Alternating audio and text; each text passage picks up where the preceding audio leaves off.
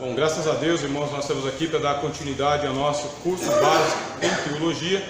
A nossa matéria é Êxodo.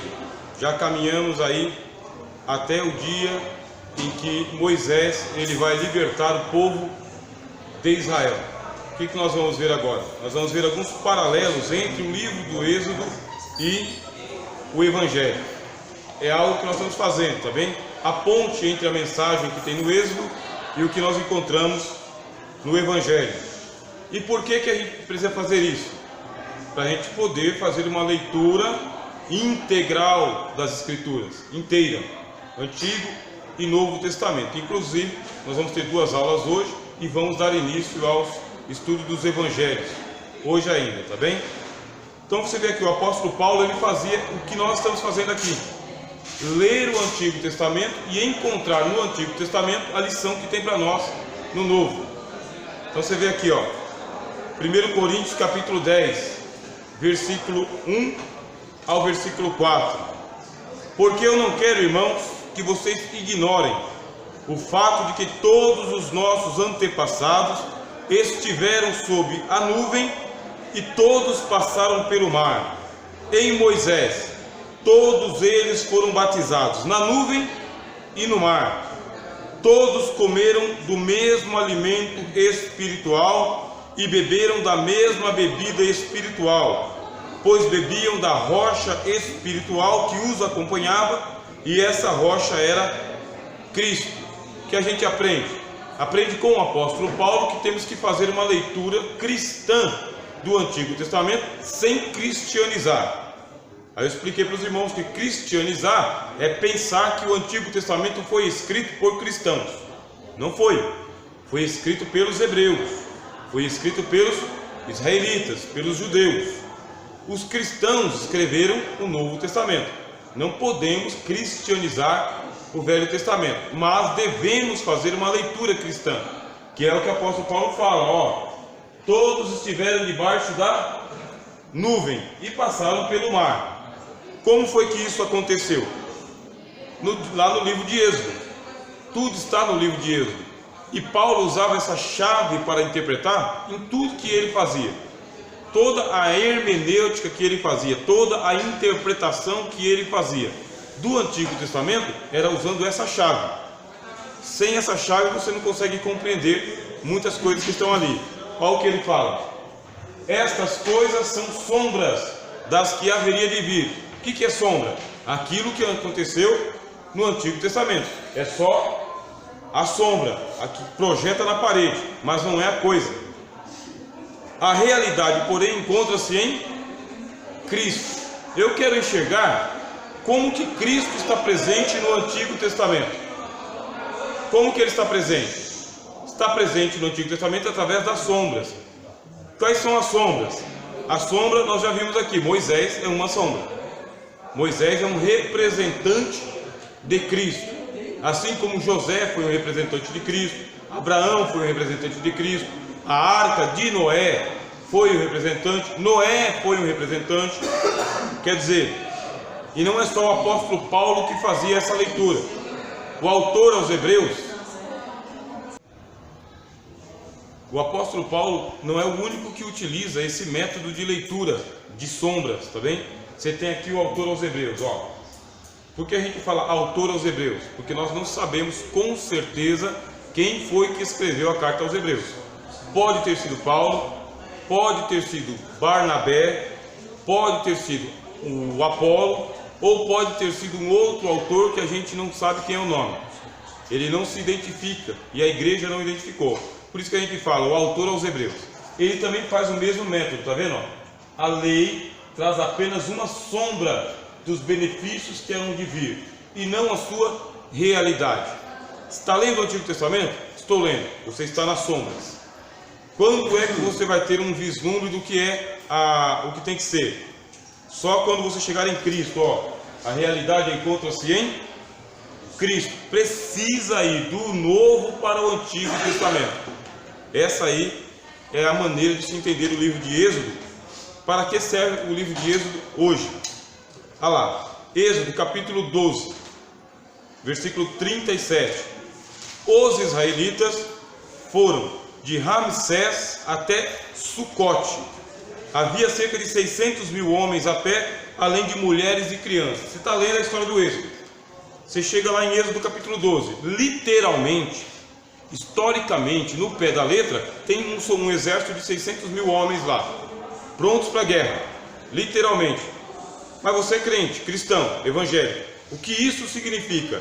Isso representa o povo de Deus esperando para sair do mundo, esperando o arrebatamento ou a ressurreição dos mortos, ou a ressurreição dos mortos ou os vivos que vão ser arrebatados. Moisés representa Cristo, os israelitas nos representam e o Mar Vermelho está à frente. Diz que eles estão entre Ramsés e Sucote. A gente viu esse mapa aqui na semana passada, os irmãos e as irmãs viram, né? Aqui eles estão em Ramsés, Gósen, onde eles viviam, passaram por aqui, ó, Pitom, Sucote, chegaram aqui no Piairote e atravessaram o Mar Vermelho. Essa travessia do Mar Vermelho também representa algo. Paulo está lendo o Antigo Testamento. O que eles dizem? Que o Mar Vermelho representa o batismo. O batismo. Você e eu que somos cristãos passamos pelas águas do batismo. Até as águas do batismo, para nós, também representam algo maior. Porque o batismo no Mar Vermelho representa algo maior ainda. Aos poucos, o que vai acontecendo com a gente que estuda as Escrituras? Aos poucos, o Espírito Santo vai nos iluminando, nós vamos nos apropriando das doutrinas cristãs e vamos entender que nós estamos sendo preparados para a eternidade. Não para cá, não para ficar aqui embaixo. O Mar Vermelho representa algo maior. Então a gente já sabe, por exemplo, Moisés representa Cristo. Ele é só uma sombra, ele não é o Cristo. Vê lá, Hebreus capítulo 3, versículo 1, já estamos em um Novo Testamento. Portanto, santos irmãos, vem, participantes do chamado celestial, fixem os seus pensamentos em Jesus, apóstolo e sumo sacerdote, que confessamos. Ele foi fiel àquele que o havia constituído, assim como Moisés foi em toda a casa de Deus. Vê só, Moisés está sendo comparado com Jesus. Jesus está sendo comparado com Moisés. Aí diz que Jesus, ele é apóstolo e sumo sacerdote, que confessamos. Ele, Jesus, ele foi fiel àquele que o chamou. Quem chamou Jesus? Deus. Aí fala, assim como Moisés também foi fiel. Se a sombra foi fiel, quanto mais a realidade. Se a sombra conseguiu ser fiel por um chamado distante, quanto mais o próprio filho sobre a sua própria casa. Vocês viram como é importante essa chave para entender o Antigo Testamento? Que a sombra aponta para a realidade e a realidade é Cristo. Olha lá, Hebreus 3:5. Moisés foi fiel como servo em toda a casa de Deus, dando testemunho do que haveria de ser dito no futuro. Moisés representa Cristo. Aí quando as pessoas querem falar o seguinte, irmãos, se vocês quiserem participar com a gente aqui, toma uma cadeira com a gente aqui, tá bom? Irmão Carlos, pode tomar uma cadeira com a gente aqui. Vocês são os nossos convidados de honra, né? Isso aqui é a turma de veteranos, meus irmãos. Curso de Teologia, se formando conosco ali no CETAD, tá bom? Irmãos aplicados aos estudos, sempre fiéis. Moisés, ele foi fiel como servo em toda a casa de Deus. Qual que era a casa de Deus? Os israelitas. O povo de Deus é a casa de Deus. Deus mora com os homens, Deus mora com o povo. E Deus encontrou um homem fiel, Moisés. Aí ele fala, mas Moisés estava dando testemunho, apontando para aquele que haveria de ser dito no futuro. Qual futuro? O futuro que é Cristo.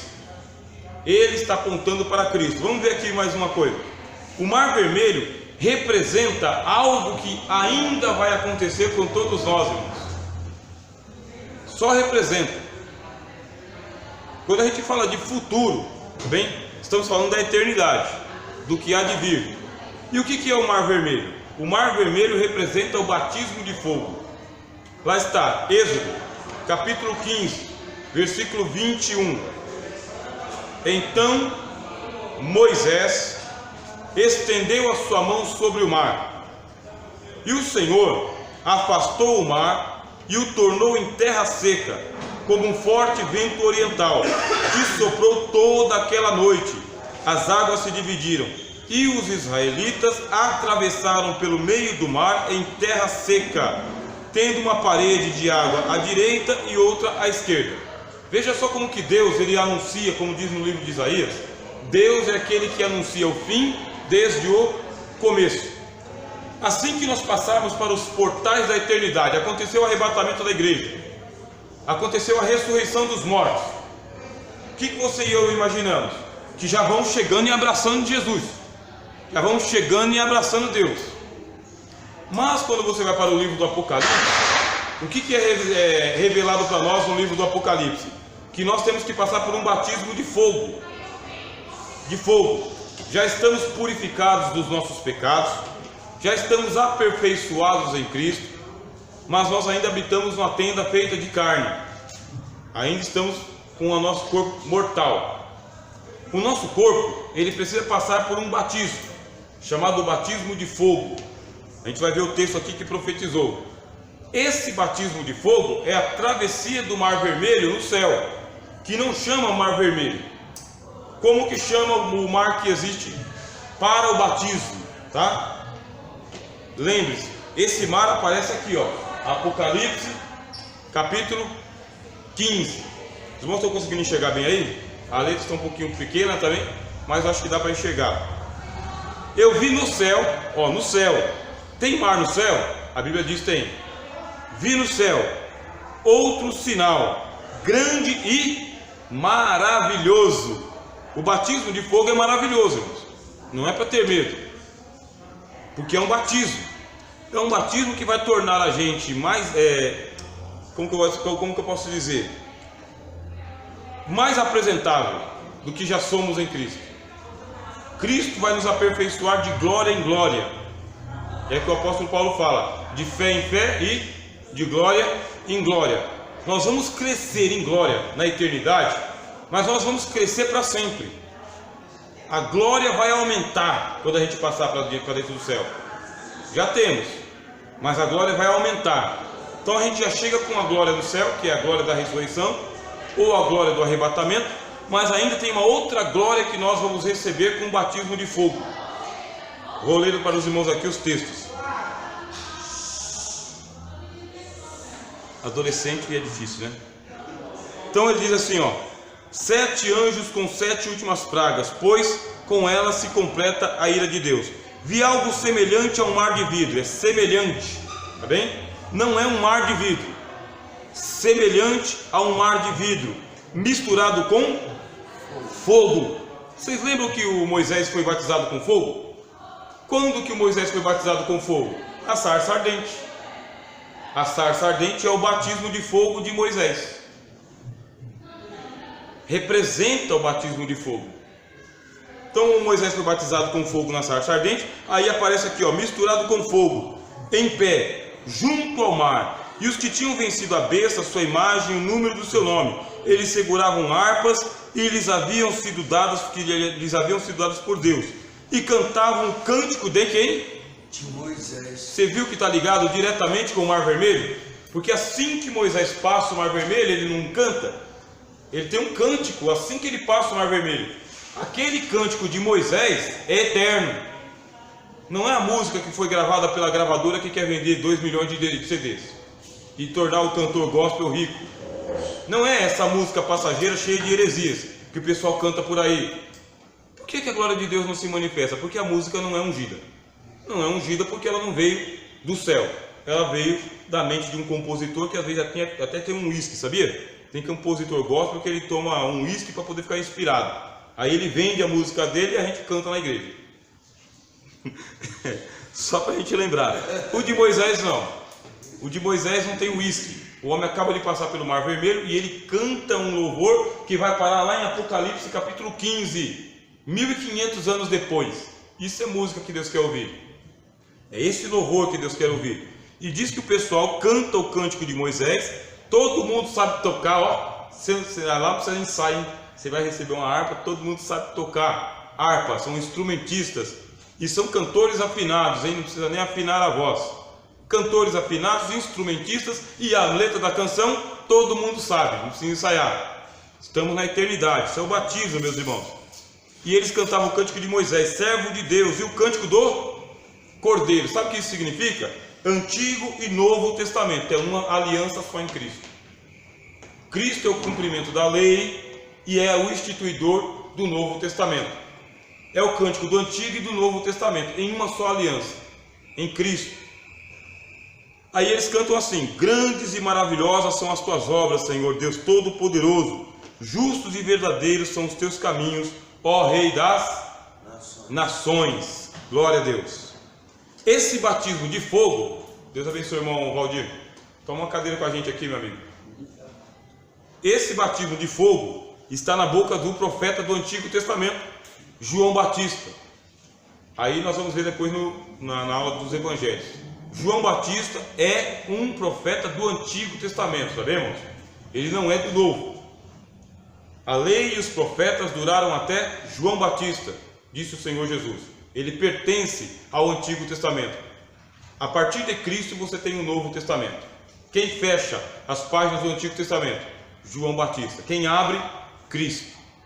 Então o João Batista ele disse assim: eu os batizo com água para arrependimento, igual Moisés fez, com água. Mas depois de mim vem aquele que é mais poderoso do que eu, tanto que eu não sou digno de levar as suas sandálias. Ele os batizará com o Espírito Santo, agora, e com fogo. Você vê que é batismo mais batismo. Não confundir batismo com fogo e o batismo com o Espírito Santo. Não confundam. Batismo com o Espírito Santo é um batismo. Batismo com fogo, outro batismo. Batismo com o Espírito Santo, já e agora. Batismo com fogo, todo mundo está sendo preparado para esse dia. Aí você fala, mas aonde que a gente lê isso aqui? Apocalipse, capítulo 15. Você viu todo mundo lá de pé, à beira do mar? Todo mundo, igual Moisés. Por que clamas a mim? Diga ao povo que marche. Aí eles tendem o cajado. Quando eles tendem o cajado, o mar se abre. Agora no céu, o que vai acontecer? O que vai acontecer é o seguinte: nós vamos entrar pelo mar vermelho, que não é o mar vermelho, é o mar de vidro misturado com fogo, que não é o mar. É semelhante, tá bem? Usando uma figura de linguagem para lembrar o seguinte: todo mundo, antes de chegar de Deus, ainda tem um batismo para receber. Todo mundo. Todos eles no Antigo Testamento foram batizados em Moisés, foram batizados na nuvem e foram batizados no mar. Todos eles. Sem batismo, não há como chegar diante de Deus. O batismo é uma instituição de Cristo, do Antigo e do Novo Testamento. Está dando aula de discipulado na sua igreja? Explica para os irmãos que o batismo não veio dos homens, o batismo vem de Deus, desde o Antigo Testamento. Até Noé foi batizado, irmãos. Quando que Noé foi batizado? Na arca. O mundo foi batizado. Quando que o mundo foi batizado? No dilúvio. O dilúvio batizou o mundo. A arca de Noé foi batizada, e Noé, que estava na arca, foi batizado também. E Moisés foi batizado no fogo com a sarça, e foi batizado na nuvem, e foi batizado no Mar Vermelho. Chega o Novo Testamento, todos os cristãos são batizados também nas águas. E a pessoa, se ela não recebe pelo menos o batismo nas águas, não se identifica com nada que a gente prega. Com nada. Enquanto a pessoa não se deita às águas, não se identificou com nada do que a gente pregou. É um simpatizante, mas não um convertido. Se os irmãos quiserem ligar aquele ventilador ali, ó, pode ligar. Esse aqui é meio barulhento, mas esse aqui dá para a gente suportar. Entenderam até aqui, irmãos? Ó a imagem que os artistas tentam representar para nós. Tá bem? Eles tentam representar para nós. Está escrito ventilador aí. Representar para nós. Tentam, não conseguem. Porque nem o João conseguiu. João disse, é semelhante. No céu é muito mais. Aqui está o trono e um mar de vidro, tá vendo? Um mar de vidro. E aqui está o mar de fogo.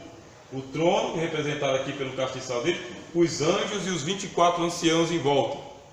Então, o João estava na eternidade, quando ele recebeu a revelação, ele viu Deus. Entre Deus e ele viu o mar. Entre ele e Deus.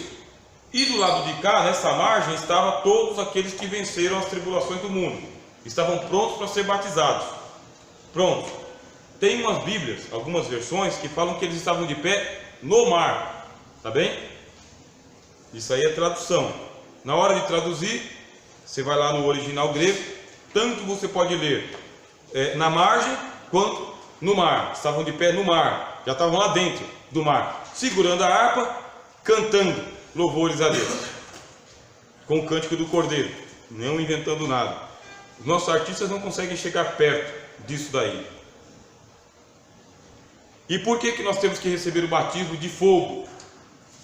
É tão importante o batismo de fogo, não é tão importante, que Deus vem falando disso desde os dias de Moisés.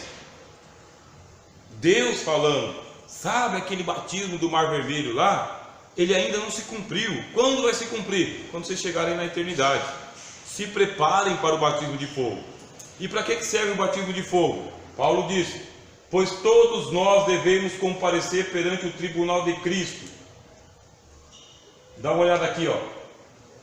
Tribunal de Cristo. Paulo está usando uma figura de linguagem do tempo de Roma. O tribunal de Cristo era um tribunal onde as pessoas eram julgadas. Paulo está usando a mesma metáfora. Todos. Quem? Todos. Todos devemos comparecer perante o tribunal de Cristo, para que cada um, todos é todo mundo junto. Chegou lá, arrebatamento. Chegou lá, ressurreição dos mortos. E agora, vai todo mundo de comboio? Não. Não vai de comboio. Cada um receba de acordo com as obras praticadas por meio do corpo. Quando você é batizado, o que é batizado nas águas? Corpo. Quando você for ressuscitado dos mortos, o que é ressuscitado? Corpo. Deus vai julgar alguém que não tem corpo? Não. Por isso que as almas que estão debaixo do altar, no Apocalipse, debaixo do altar, lá no 5º selo, capítulo 6 de Apocalipse, as almas ainda não estão julgadas. Estão clamando porque elas querem vingança. E o que Deus dá para elas? Dá vestes brancas para que elas aguardem os demais que vão ser mortos também. A alma não pode ser julgada enquanto não chegar a ressurreição do corpo, porque Deus vai julgar corpo, alma e espírito, um com o outro. Entenderam? Por que Cristo falou para Madalena, não toque em mim ainda, porque eu não compareci perante meu Pai? Porque ele ainda vai ser examinado nos céus por Deus quanto à sua pureza. Por isso, é imaculado, não toques em mim. Ele disse isso para Madalena. Ele ainda ia ser examinado por Deus. O próprio Cristo ia ser examinado. Agora, irmãos, se o próprio Cristo, depois de ressuscitado por Deus, vai ser examinado por Deus diante dos anjos, e você e eu, vamos ou não vamos ser examinados? Por isso que tem um mar divino misturado com fogo, representado no Mar Vermelho, para que quando a gente chegar no céu para cantar as coisas para Deus, a gente seja batizado com fogo. Aqui, ó. Porque nós temos que, por meio do corpo, quer sejam boas ou quer sejam más. Mesmo sendo crente, você e eu ainda pratica a obra que não tem nada a ver com crente. Mesmo sendo crente, batizado nas águas, batizado no Espírito Santo, com a carteirinha da Convenção Geral das Assembleias de Deus, pregando em todas as igrejas do mundo. Tem obra que pratica que não é obra de crente. Deveria ser assim? Não deveria, mas é assim? É assim. Deus, que não se deixa enganar, sabe que nós temos que prestar conta das obras boas e das obras mas não é para condenação. Paulo fala aqui, ó, 1 Coríntios capítulo 3, versículo 12. Ele diz, se alguém constrói sobre esse alicerce, usando ouro, prata ou pedras preciosas, madeira, feno ou palha, sua obra será mostrada, porque Deus a trará à luz, pois será revelada pelo fogo, que provará a qualidade da obra de cada um. Quem vai fazer o juízo? Deus. De quem que Deus vai fazer o juízo? Daqueles que aparecerem diante do tribunal de Cristo. Quem vai para o tribunal de Cristo? Aqueles que participarem da primeira ressurreição e do arrebatamento da igreja. Se alguém construiu, se aquilo que você construiu permanecer, esse receberá recompensa. Agora, se alguém construiu e se queimar, sofrerá prejuízo. contudo será salvo, como alguém que escapa através do fogo. Portanto, irmãos, esse batismo de fogo é para que a gente chegue diante de Deus só com as obras de ouro, prata e pedras preciosas. Obras vergonhosas, obras erradas, obras que não deveriam ter sido praticadas, essas ficarão afogadas debaixo do mar de vidro misturado com fogo. Glória a Deus. Vocês entenderam? Aleluia. É isso que a gente aprende estudando as Escrituras, irmãos. Glória a Deus. É exatamente isso. Nós estamos sendo chamados para isso, para esse intento. E isso foi representado muito antes de acontecer, porque Deus não quer pegar nenhum crente de surpresa. Chegou lá no dia da eternidade, eu e você do lado, aí você fala: ah, irmão Rogério, sabe aquilo que você falou? Ainda é mais, né? Ainda é mais. Aquilo que você falou era só palavra. Aqui que eu estou apavorado com o que eu estou vendo agora. Isso aqui nem mar de vidro misturado com fogo é semelhante. Todo mundo vai ter que entrar? Todo mundo vai ter que entrar. Com todas as obras? Com todas as obras. O importante é o seguinte: entra desse lado aqui com obras de madeira, feno e palha, mas quando chegar diante do trono de Deus, só ouro, prata e pedras preciosas. Deus quer saber só o que de bom você está fazendo. O que de errado você está fazendo, resolve logo, confessa para Jesus, abandona logo e tira da frente. Glória a Deus. Eu tive um gerente que ele falava: rapaz, desce lá na sua sessão e tira esse problema da frente logo. Daqui a pouco eu vou descer na loja, eu não quero ver nada na loja. Meu gerente, ele era assim. Daqui a pouco eu estou descendo. Lá ia eu, que nem uns cabelados lá. Ficava lá 1h30, tirando tudo que eu não queria que meu gerente visse. Aí ele demorava 1h30, quando ele passava a mão no bolso, só dava tchau e ia embora. Só que antes ele me chamava e dizia: tira da frente. Tira da frente. Eu acabei de passar na loja lá e eu vi um monte de coisa. Tira da frente. Os irmãos entenderam? Isso é uma metáfora. Tira da frente. Resolve logo o problema que tem com Jesus. Põe na cruz pendurado, para não ter nada de obra vergonhosa lá, para ficar no mar de vidro. Tá bem? Pastor, o senhor vai interromper? Vou. Deixa eu perguntar.